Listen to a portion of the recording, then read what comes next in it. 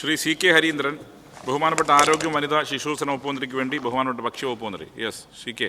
Sir, master of health administration, master of public health, ഈ കോഴ്സുകൾ government മേഖലയിൽ ആരംഭിക്കുന്നതിന് വേണ്ടിയുള്ള നടപടി സ്വീകരിക്കുന്നതിനെ സംബന്ധിച്ചുള്ള അഭിപ്രായമാണ് സബ്മിഷനിലൂടെ ഉന്നയിക്കുന്നത്. ആരോഗ്യരംഗത്തും വലിയ മാറ്റമാണ് കേരളത്തിൽ വന്നുകൊണ്ടിരിക്കുന്നത്. ഈ രംഗത്ത് ഗുണകരമായിട്ടുള്ള മാറ്റമാണ് കഴിഞ്ഞ പിണറായി സർക്കാർ അധികാരത്തിൽ വന്നതിന് ശേഷം കേരളത്തിൽ ലഭ്യമായത്. ചികിത്സാരംഗത്ത് ക്ലിനിക്കൽ മേഖല പോലെ നോൺ ക്ലിനിക്കൽ മേഖലയ്ക്കും തുല്യ പ്രാധാന്യമുണ്ട്. മൾട്ടി സ്പെഷ്യാലിറ്റി ആശുപത്രികളും സൂപ്പർ സ്പെഷ്യാലിറ്റി ആശുപത്രികളും കേരളത്തിൽ പുതുതായി ഉയർന്നു വരുന്നുണ്ട്. അവിടെ നോൺ ക്ലിനിക്കൽ മേഖലയിലും മെഡിക്കൽ ഓഫീസർമാർക്ക് ജോലി ചെയ്യേണ്ടി വരുന്നു.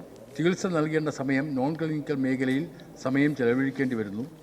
Quality, hospital acquired infection centre, purchase, human resource, medical records, account ഇവയെല്ലാം മെഡിക്കൽ ഓഫീസർമാർക്ക് തന്നെ ചെയ്യേണ്ടി വരുന്ന ഒരു അവസ്ഥയുണ്ട്. ഇതിൽ മാസ്റ്റർ ഓഫ് ഹെൽത്ത് അഡ്മിനിസ്ട്രേഷനും MBH കോഴ്സുകൾ, PG കോഴ്സുകൾ കഴിഞ്ഞു വരുന്നവർക്ക് ഇത് എളുപ്പമാവും. ഇന്ന് ഈ രണ്ട് കോഴ്സുകളും സർക്കാർ മേഖലയിൽ ഇല്ല. അതുകൊണ്ട് MHA, MBH കോഴ്സുകൾ ഹെൽത്ത് യൂണിവേഴ്സിറ്റിയുടെ കീഴിൽ ആരംഭിക്കാനുള്ള നടപടി സ്വീകരിക്കണം എന്നാണ്. ബഹുമാനപ്പെട്ട ആരോഗ്യം വനിതാ ശിശുവികസന വകുപ്പ് മന്ത്രിക്ക് വേണ്ടി ബഹുമാനപ്പെട്ട ഭക്ഷ്യവകുപ്പ് മന്ത്രി. സർ, ആരോഗ്യ സർവകലാശാലയുടെ കീഴിൽ ബിരുദാനന്തര കോഴ്സുകളും മെഡിക്കൽ വിദ്യാഭ്യാസ വകുപ്പിൻ്റെയും ആരോഗ്യ സേവന വകുപ്പിൻ്റെയും കീഴിൽ ഡിപ്ലോമ കോഴ്സുകളും ആരോഗ്യ വിദ്യാഭ്യാസ മേഖലയിൽ നടത്തിവരികയാണ്. സർ, വിശദമായ നോട്ട് ഇവിടെ ടേബിൾ ചെയ്യാം.